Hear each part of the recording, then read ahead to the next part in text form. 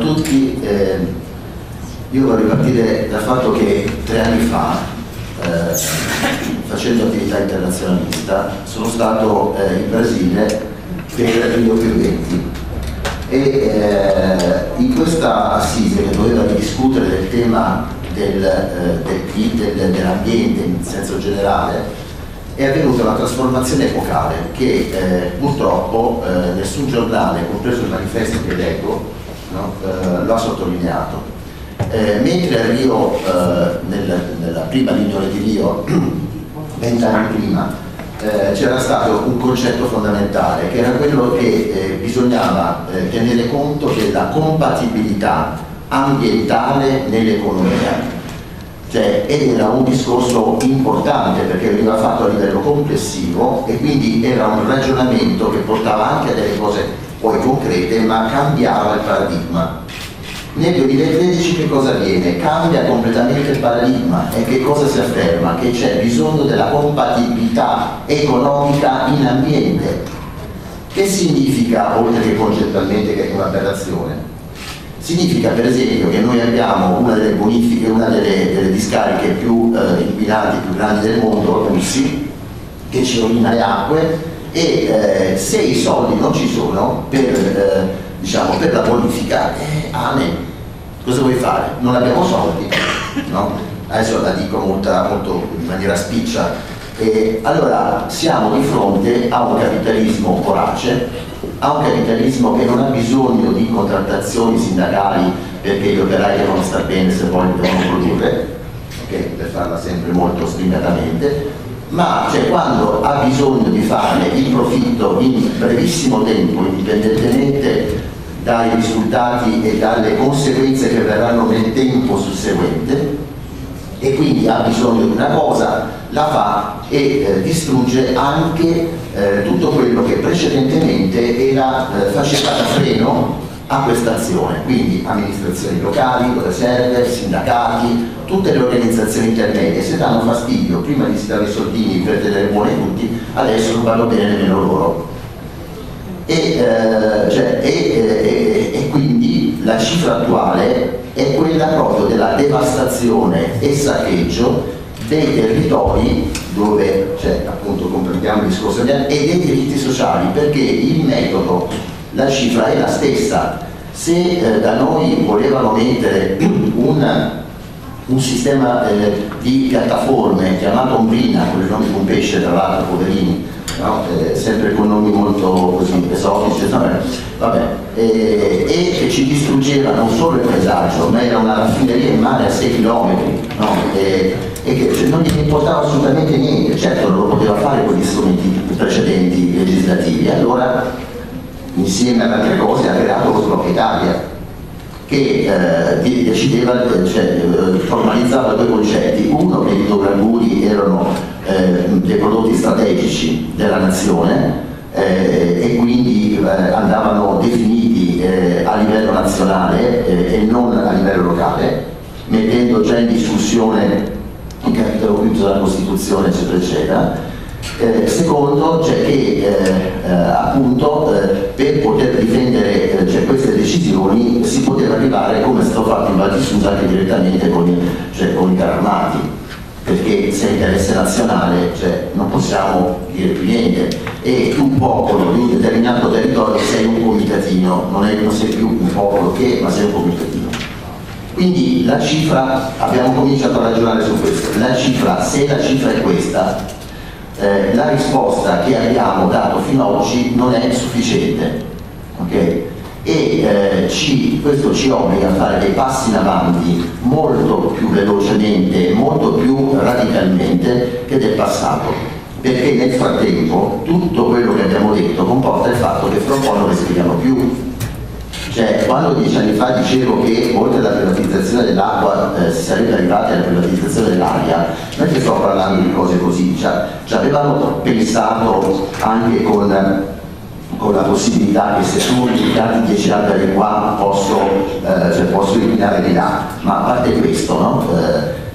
Addirittura in Cina, adesso è chiaro, in Cina e in Giappone vendono delle bombole d'aria no? Per poter respirare, per quando vai a ballare in discoteca c'è troppo fumo, no? Mica ti risolvi il problema del fumo, ti metti una mascherina, cioè ti metti un po' l'aria ogni tanto e balli, ma è concetto, no? Cioè non è adesso, queste sono cose che magari ci fanno sorridere, è meglio che sorridiamo pensando che ci stiamo pensando, quindi, però questo processo va in avanti e io volevo ricordare una cosa che magari molti dei presenti hanno come background, però è bene che ce lo ricordiamo sempre tutti: noi abbiamo bisogno della terra, la terra non ha bisogno di noi, ok? Cioè, se non ci ricordiamo questo, cioè, pensiamo ancora di essere quelli che possono governare dall'alto di una scala gerarchica questa realtà, ma insomma, se se l'ha accorta anche la Chiesa ha collaborato sì, che il concetto insomma è un po' diverso, dovremmo fare un ragionamento forte. Allora, premesso questo, perché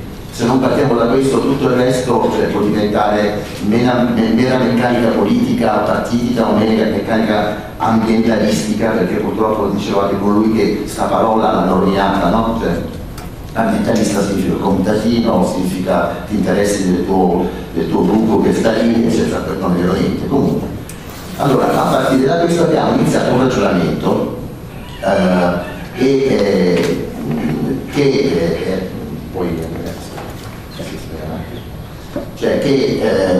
a un certo punto, quando nell'ottobre 2015 è venuta fuori questa Sblocca Italia, visto che in Abruzzo avevamo già combattuto, 14 scusami, avevamo combattuto le trivellazioni o insomma le perforazioni in terra, perché volevano tirare su petrolio nella patria del Montepulciano, cioè proprio a Tollo, una follia per pensate, però insomma ci avevano pensato.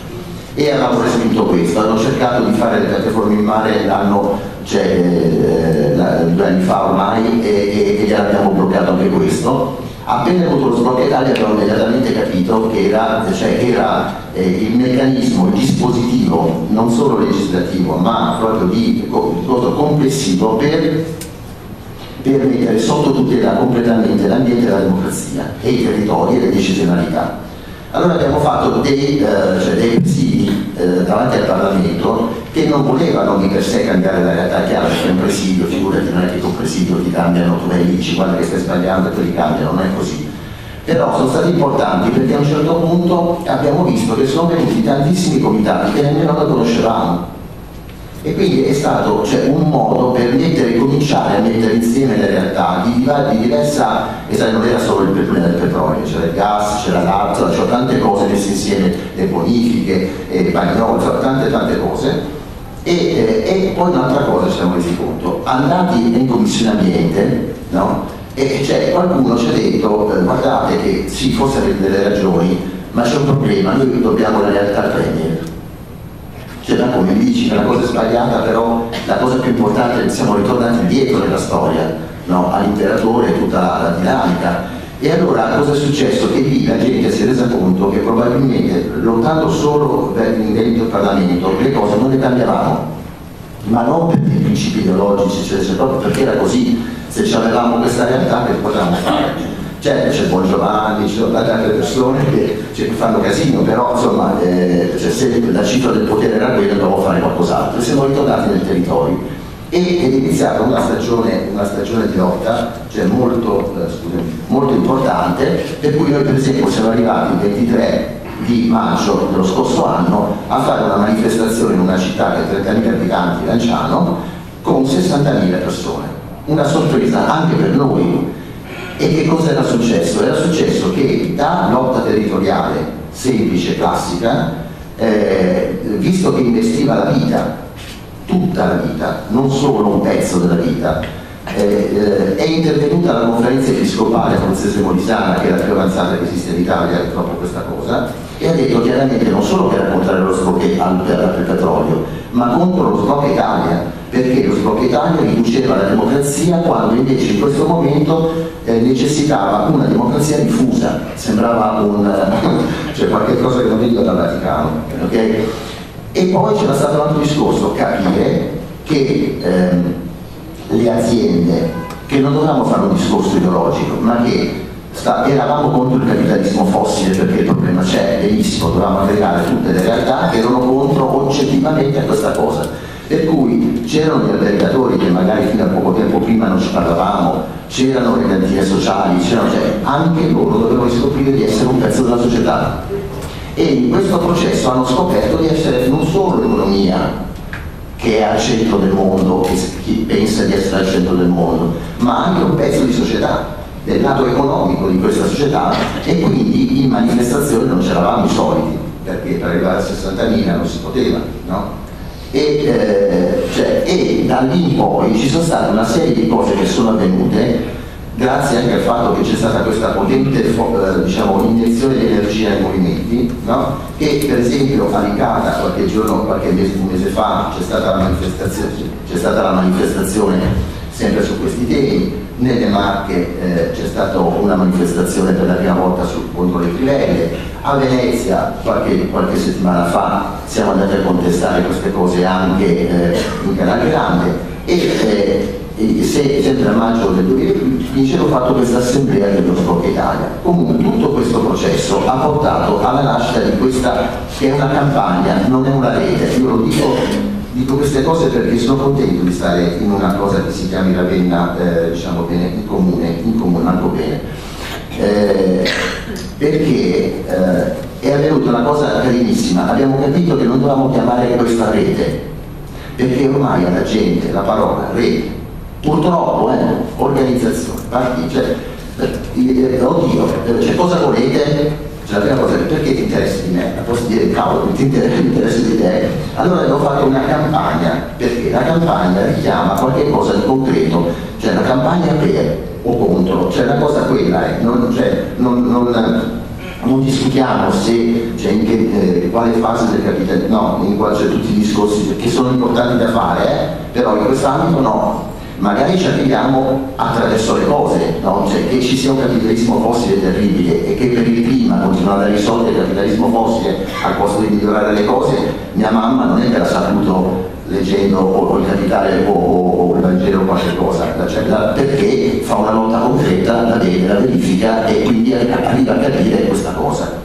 Abbiamo tenuto delle assemblee e mano a mano siamo arrivati all'idea che dovevamo arrivare a un discorso di trivelle zero.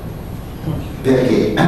Perché proprio per il discorso del clima, per il discorso generale che vi ho detto prima della compatibilità economica e l'ambiente, perché o affrontiamo direttamente il toro per le corna o se no ci giriamo intorno e abbiamo paura di porre un problema, anche attraverso i discorsi dettagliati, un problema di scelta, di civiltà.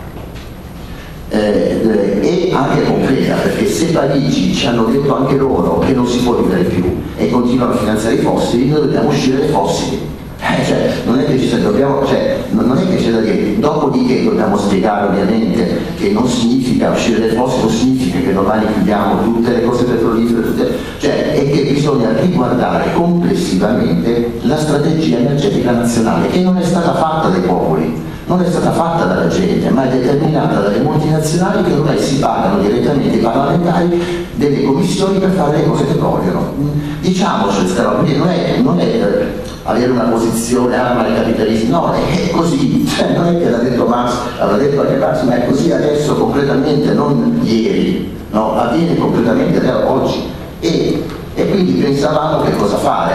Pensavamo a un referendum, no? Sapendo che bisognava raccogliere le firme, che raccogliendo delle firme si andava al 2017, ma tutto questo cosa lo sapevamo benissimo, no? E abbiamo cominciato a pensare a qualche cosa e ci siamo, visto che sulla strategia energetica nazionale non si può fare un referendum, no, per una serie di ragioni, sullo Sport Italia no, non si può fare per altre ragioni, eccetera eccetera, abbiamo pensato di intervenire sulla legge 9 del 91. L'abbiamo discusso in sessione aperta, cioè con i computer che da tutta Italia ci si poteva collegare, che quindi si poteva dire e fare, perché questa è l'altra caratteristica. Noi non siamo come sistema, cioè noi parliamo chiaramente e possono parlare tutti e dare il proprio parere. Una volta preso ovviamente si tira avanti, non è che possiamo stare a discutere per la vita, però e a Termoli, nell'azienda di Termoli abbiamo deciso questo quesito. In realtà che cosa ci dice? È molto semplice, perché c'è l'articolo 4 della 991 che dice che la prospezione, la ricerca e la coltivazione di idrocarburi è vietata nelle acque del Golfo di Napoli, Salerno, Egari, eccetera, fatti salvi i permessi di autorizzazione e concessioni in atto, nonché nelle acque del Golfo di Venezia, nel tratto di mare, eccetera, eccetera. No? Noi che cosa proponiamo? Proponiamo di togliere tutti quanti i riferimenti geografici. Guardate lì cosa succede, la prospezione, la ricerca e la coltivazione di idrocarburi è vietata, fatti salvi i permessi, l'autorizzazione e concessioni in atto. È diretta, cioè precisa, chiara, senza nessun, direi così, in termini non politici, è una figata pazzesca, no?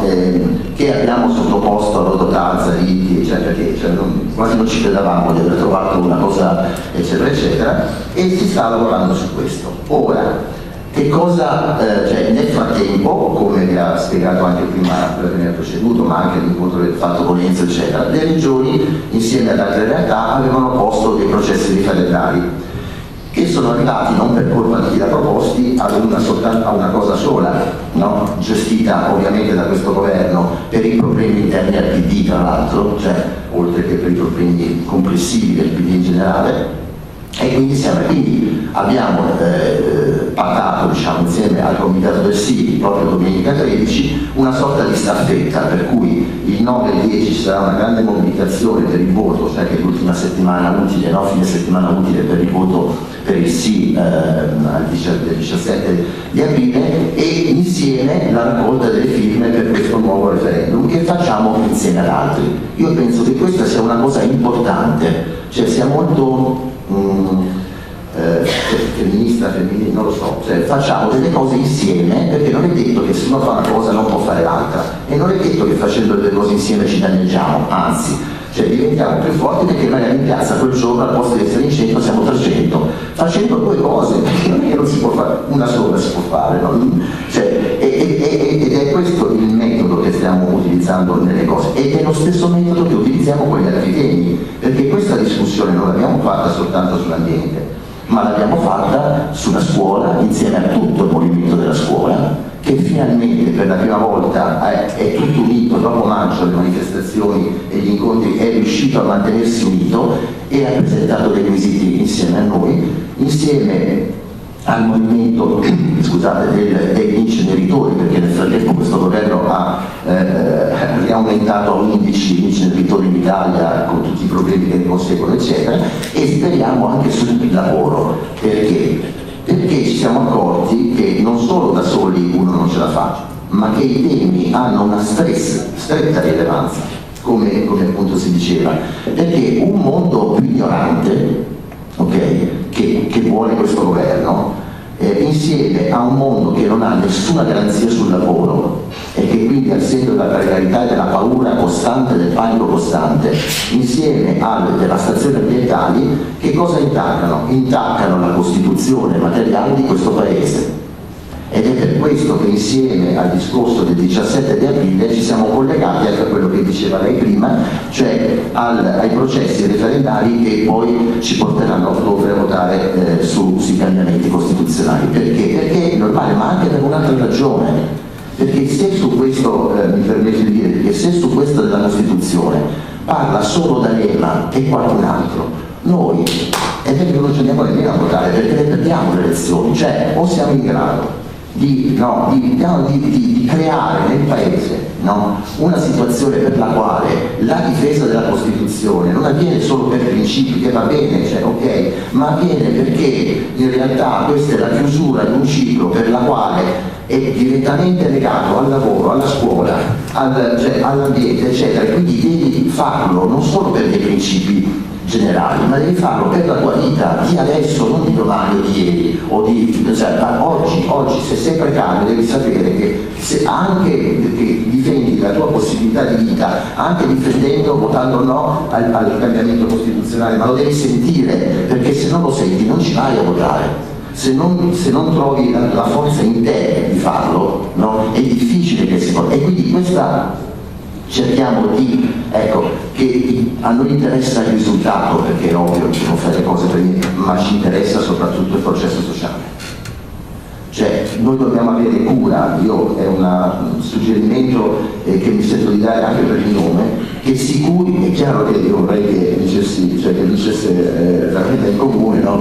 Però la cosa fondamentale è il processo, la cura del processo dello stare insieme, no? Che voi siete coscienti di aver fatto una cosa molto bella, no? Rispetto a quello che avviene anche in altre parti d'Italia, quindi dovete, cioè, non solo che mi fa piacere a me che vengono fuori, ma dovrebbe, ecco, cioè, continuare a piacere anche a voi, perché state facendo una cosa sicuramente positiva. Cioè, perché è proprio questa, cioè, ma voi pensate che Pernocchi, per esempio, dirne una che un caro ragazzo comincia a essere d'accordo con la CGIL su dei quesiti da fare, no? Oppure che no, per dire, cioè, nel senso, non è soltanto la realtà che cambia, è anche una scelta che mano a mano si fa rispetto a delle cose, perché ci sono dei cambiamenti in atto e noi se tutto cambia e noi non cambiamo, la realtà si ferma lì. E quindi quello che volevo fare, c'è una brutta cosa nella sinistra, che siamo abituati a perdere e se vinciamo ci abbiamo paura. Allora io regalo a questa energica vostra, che avete scelto come vostra combattente prima, ma non unica, questa bandiera che per noi ha un'importanza fondamentale, non è romanticismo, è che oltre, adesso l'abbiamo cambiata perché oltre a Nombrina dobbiamo dire livello zero, ma c'è scritto sotto salviamo l'Adriatico, cioè siamo andati già oltre noi. E allora, e abbiamo vinto, ma è una battaglia che abbiamo vinto, noi abbiamo vinto e siamo ancora in tutta l'America Latina in piede luccia, stiamo ancora lottando, perché lo sappiamo che il problema dell'Adriatico non è soltanto il nostro pezzo di mare, no? Non è il nostro pezzo di mare. E allo stesso tempo volevo ricordare, qua ce l'avete, quindi non ve la lascio perché volevo ricordare che siamo sotto attacco anche per questa, no? E infatti mentre ci saranno, no, dei referendum su Jobs Act, scuola, cosiddetta buona scuola, ambiente, eccetera, purtroppo non ci sarà sui servizi sociali, sui servizi pubblici, perché la Madia poco tempo fa ha cambiato i decreti e non possiamo per adesso fare un referendum, però su questo tema faremo una petizione che sarà insieme a questi referendum per chiedere, per esprimere una cosa al Presidente della Repubblica e a tutti quelli che sono nelle istituzioni, che non è possibile che la gente, 27 milioni, va a votare in un modo e le istituzioni si girano dall'altra parte e fanno un'altra cosa completamente. Quindi questo è quello che stiamo facendo e quindi io esprimendo quello che stiamo facendo vi auguro non solo di vincere, no? Perché si può vincere e si può perdere, ma di vincere bene, no? o di avere un risultato buono perché noi stiamo vedendo che se la gente comincia a prendere fiducia questi cosiddetti comitatini diventano una marea. Vi invito ad occhiare la situazione di Napoli dal punto di vista sociale, perché stanno avvenendo delle cose in quella città che sono non uguali ma simili a quello che si sta verificando qui, no? Ed è una cosa veramente molto molto interessante, quindi prospettive ce ne abbiamo, si è scoperto che io sono di sinistra ovviamente le cose, quindi io mi auguro che diciamo così si tenga sempre conto di quello che succede ogni santo giorno per la quotidianità, ma che si abbia anche uno sguardo strategico per il futuro, per cui ricordiamoci di andare a votare il 17 assolutamente, perché il risultato è importante anche se sappiamo le limitazioni che abbiamo avuto, e allo stesso tempo pensiamo anche alla costruzione sociale attraverso appunto questi referendum sociali che mettono insieme in maniera nuova tante realtà e tante persone come avete fatto voi nella vostra città.